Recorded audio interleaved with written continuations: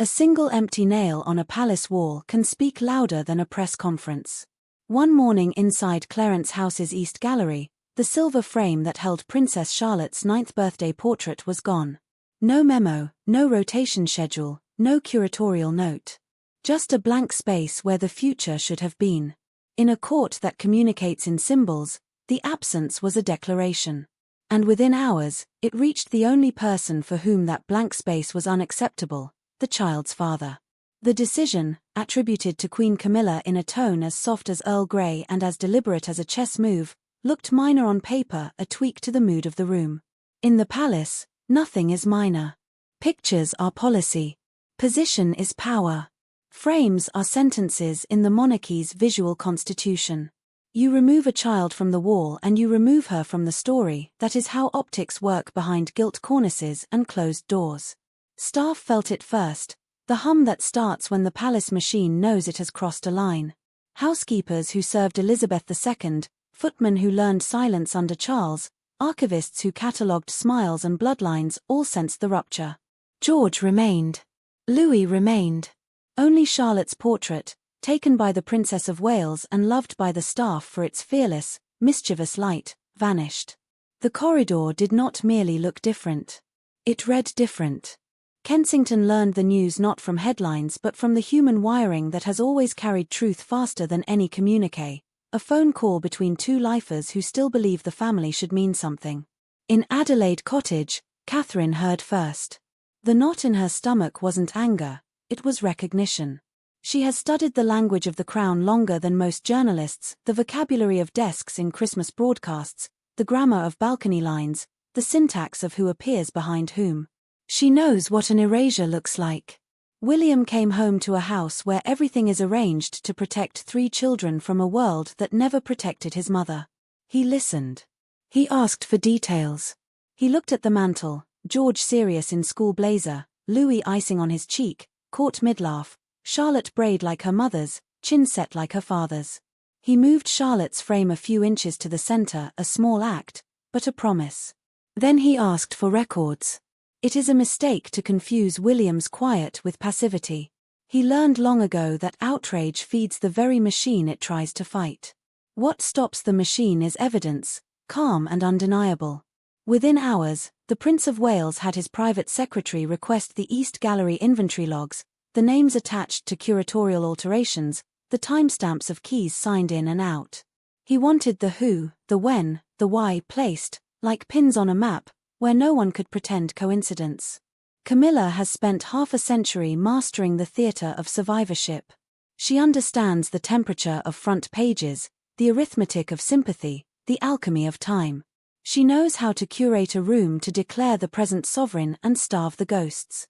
She also knows that Diana's shadow is neither quiet nor compliant, and that the public reads the faces of Catherine and Charlotte as the living continuation of a story the nation never stopped telling itself. This is the dangerous truth about portraits: they don't merely decorate, they foretell. The removal was elegant in its execution. No confrontation. No email chain. A gesture to the East Gallery, a comment about harmony, a discreet lift of silver from hook to felt wrap. The frame disappeared into a storage register that could have swallowed it for a season, then a year, then forever. In another family, this would be redecorating. In this one, it was a test balloon. Would anyone notice? Would anyone dare to say the quiet part out loud, that the step-grandmother had tidied the granddaughter out of the royal sightline? Someone noticed. Someone spoke. Her name inside the palace is the kind that never reaches. Print a first name that has dusted coronets and dried tears. She had watched Charlotte chasing butterflies at Balmoral. She knew what it means to take a child off a wall. Loyalty is a palace religion, so is conscience. She chose the latter, just once. The call to Kensington was brief and careful, the kind that leaves no fingerprints. It's the birthday portrait. It's gone. At her request. William read the note twice. It was late. The cottage was quiet. He did not pace. He did not raise his voice. People who have truly lost things do not dramatize loss. He placed the paper down, then the past rose up, the years when photographs were weapons, when his mother's face vanished from desks and corridors, when storylines were edited until the original hurt no longer had a shape. He had survived that editing. His daughter would not be subjected to it. He arrived at Clarence's house without an entourage. No private secretaries, no press minds, just the inevitability of a man who, sooner than anyone in that building wants to admit, will hold the scepter that decides which stories the crown tells and which it cannot afford to forget. Staff stepped aside not because of deference but because they recognized the look. It is the look of someone who has come not to perform but to correct. She was in the white drawing room, reading charity briefs, one of her strengths, the work that has converted skeptics into supporters more reliably than any campaign. The room holds light in a flattering way, it forgives. William did not. He stood in the doorway and asked a single question without preface.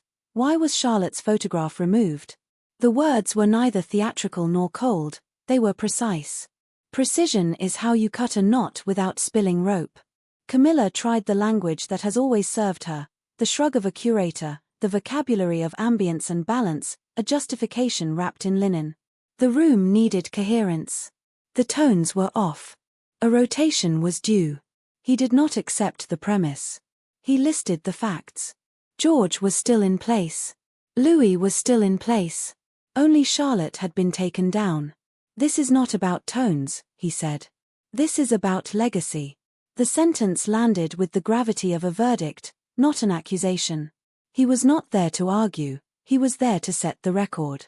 There is a point in every long family chess match when both players understand that a move has altered the game irreversibly. It is not captured by cameras, it is felt in the silence after the sentence that cannot be unsaid. This was that point. William's tone was new, not petulant son, not wounded heir, but the man who will be king and refuses to inherit a language that erases his child. Put it back, he concluded, publicly. The adverb did the work. Private corrections disappear. Public ones educate.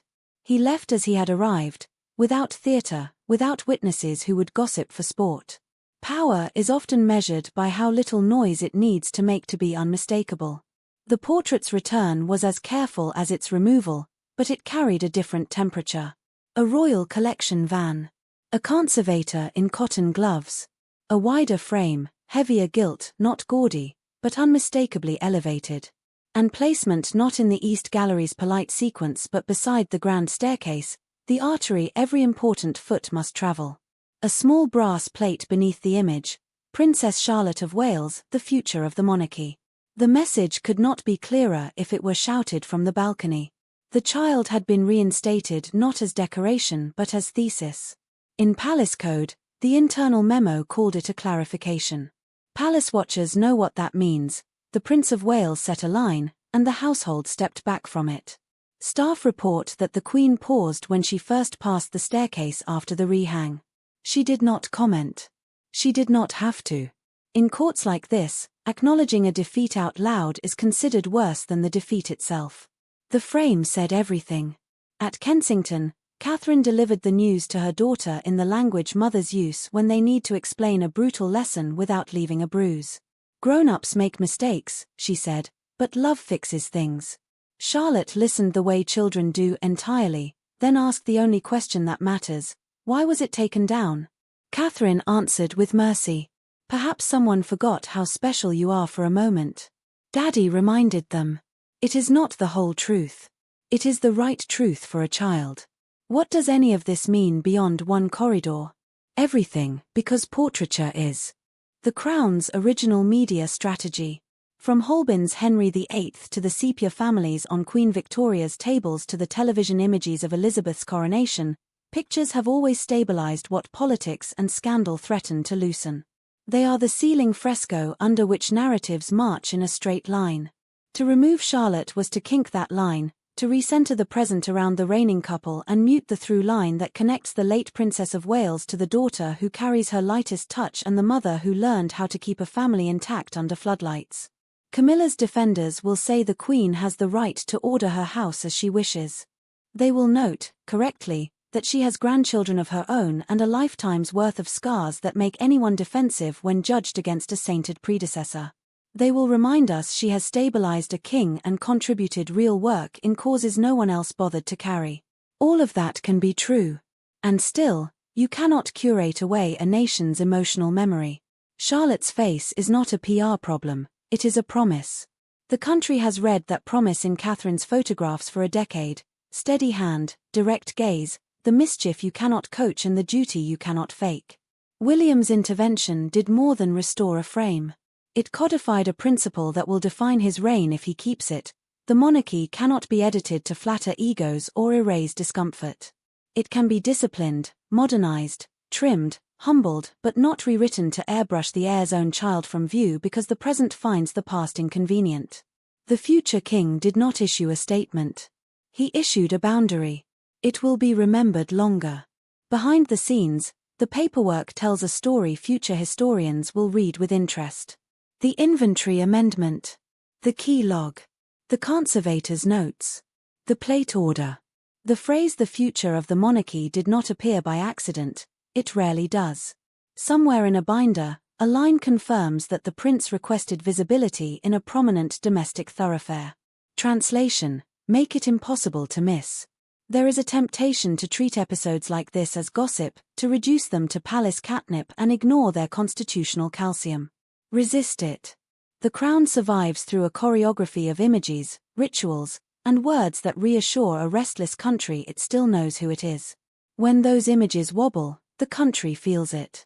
When they are corrected firmly and without theatre, the country exhales smiles without knowing why. Camilla will absorb this. She is too seasoned not to. She will redeploy in other rooms, in other ways, with other symbols. That is who she is and how she got here. William will keep his counsel.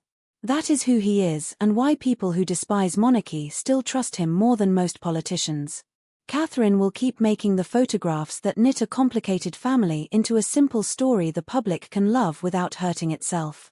And Charlotte, the child at the center of a brief, bloodless war, will climb those stairs under her own picture, occasionally glance up, and perhaps someday understand why the brass plate mattered. The crown did not break this week. It remembered itself. Not as a club that chooses favorites, but as a lineage that belongs to those it exists to serve, the next in line, and the next after that. A vanished portrait tried to say otherwise. A father walked into a room and rewrote the caption: "Leave the varnish and the velvet.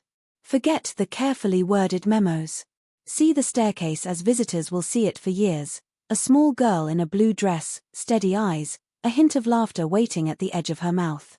Beneath her, a line of text that feels less like a label than a charge. Above her, nothing missing.